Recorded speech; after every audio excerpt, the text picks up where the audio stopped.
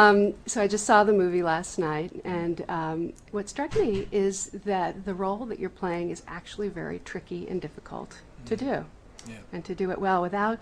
And this doesn't mean that I think you look silly, but there's a risk always Mm. when you're playing that swoony, Mm. good-looking guy. And I just wondered if when you first read the screenplay, did that frighten you in any way, or what was your Yeah. first reaction? I thought it was impossible when I first read it. And so I didn't go and I got told about it about 5 months before I did the audition, and I was just like, I can't do it. It's an impossible part to play. You can only play it as a kind of two-dimensional, like blob. Like you just have to be like a man meat. Like you just come in with taking your shirt off and like, just be some bland thing which people can project whatever they want onto, and I didn't have to do that. I didn't even want to bother getting a six pack. I mean, so um, even in the audition, that was part of the audition. You had to take your shirt off. Like, just I was like, seriously, I don't even. I mean, I can tell you right now, like, if that's the contest, like, I won't get it. But They actually made you work out a little, as I recall. yeah, no, I worked out tons for it. But um, yeah, no, it is a very tricky part, especially if you don't want to end up like an idiot. I haven't seen it, so I mean, I probably did end up looking like an No, idiot. you didn't. No, you didn't. No, I went, and I thought at the beginning when he's, when you read the book and you don't understand why he's behaving Mm. the way he does, it must have been sort of, why are you behaving like an asshole, Yeah. at the beginning? Yeah. Why are you? Explain it. Well, it's like I mean, it's the same thing about like if you think, I mean, trying to humanize it, it's literally if you think you're a dick, then I mean, in the most basic terms, and you really like someone, and you feel there's a connection there, and there's a possibility of something happening. I mean, I do this so many times. Like whenever I like someone, I'm just like, don't like me. That I'm a dick. Like, and that was the kind of mentality to obviously much more extreme effect, but like you can't stop hanging out with the person, but at the same time whenever you're around them you're like, seriously, like you really should not, like I'm gonna ruin you. So how I've did just realised why Stephanie Meyer said in that interview why I wouldn't be a good boyfriend. I've suddenly realised. I was just wondering all day. Oh yeah. Well, you're a very good boyfriend. You're the fantasy boyfriend in this, which is one of the reasons why women are responding as strongly as they are. Can you analyze that a little in terms of, it's the part that was written, it's the part that's created that people are responding to so strongly, and then they're throwing you Yeah, into the they mix. just transferred it over. Exactly. I still don't really know, because I mean, I think I played it different to how it is in the book. I think. I mean, you see, I don't know. I felt like I was doing it slightly differently. Explain. But, No, tell me, what was your concept? well, I mean, just in the book, he's so in control of himself. Like, even though he says he isn't, you always get the feeling of security when you're reading the book. You know that when he says, "I don't want to do anything to harm you," I'll never harm her ever. But I really wanted to make it, a lot of stuff I had to change because it was too different from the book. But I mean, even little tiny things like at the end when at the prom, I mean, just silly little things. I tried to make it look painful. You did. Yeah. You looked like you were struggling. Yeah, oh, that's good. That's good. No, and well, there's something else that goes into movies. They have to look real. Yeah. You have to bring it to life, Yeah. as it were. And Was there a debate about the makeup? yeah, a lot of it. Tell me what went on with that.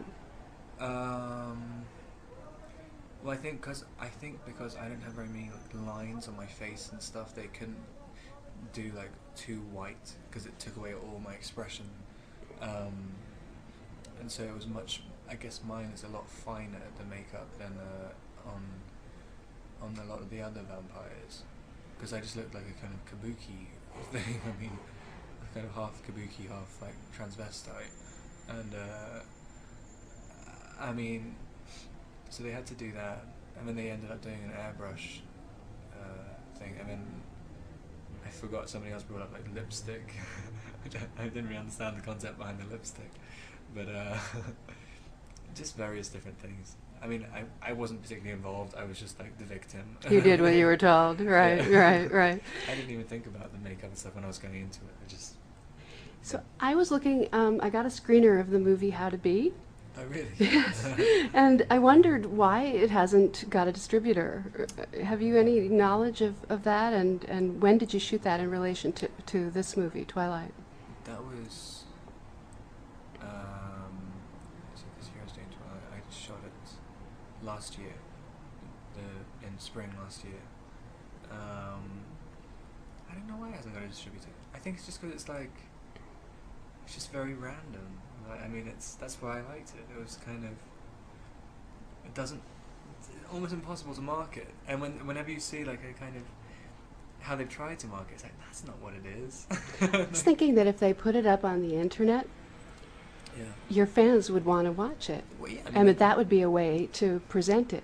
I think that's what. I mean, all the festivals it's going into now.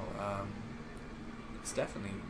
I mean, Twilight's obviously helping it out. I mean, it always gets like the Audience Choice Awards and all these things, because Twilight fans will turn up to it. I went to the Austin Film Festival and it was like packed. There were like hundreds of people there. But it's this little, tiny, low-budget, yeah. quirky British movie. Yeah. And he's very sad sack, very depressed. Yeah. I love that. I love the script so much. It was so different to other things I read. And even that, I mean, I thought the end of it I loved so much, but it's changed now. But at the end, when he has the big gig at the end, no one clapped in the script at all, and he doesn't even notice. And I saw that's such a great feel-good ending where like it's not really a feel-good ending at all, but the guy feels good, and maybe he'll be happy the next day, maybe he won't. I understand you're a good musician, or you like to play music. So you wrote a song for this movie? I didn't write it for the movie. A friend of mine wrote, two friends of mine in fact, wrote lyrics to one of the songs like years ago, and I wrote another one with another guy last year. And I think, they were just recorded on my computer, and I'd never been in the studio before or anything, and I think Nikki Reed gave a CD to Catherine, and Catherine just like put in these two songs in the cut, and then asked me to come and look at it, and I thought it looked quite cool, and so I didn't really think about it. Even when they put it in, it was right at the beginning of the edit, so it wasn't even as hyped as it is now, and so I didn't really think about it. I didn't even know they were going to be on the soundtrack, and until fairly recently. Are you interested in pursuing music as a career? Not right now, because I think it's kind of tacky to the way you're cashing in on something. If it was my movie and I'd like written it and everything, then I wouldn't have any problem with it. But I mean, like, you know, I don't want to do it off the back of somebody else's work. It's silly. And what is your plan as far as the kinds of movies you'd like to do now? I mean, Little Ashes is coming out in March, which is a very different kind of romance, a gay romance. Not even romance. It's like, well, how would you there's describe a lot it? of similarities between Twilight and that. Tell me. Well, sort of, very vaguely. No, it's just a kind of, I guess it's sort of devastating, right? It's when, you know, two people essentially fall in love with each other, arguably, and no one really knows what the extent of their actual relationship was. In the film, they sort of do. And it kind of, and it ruins everything in both of their lives.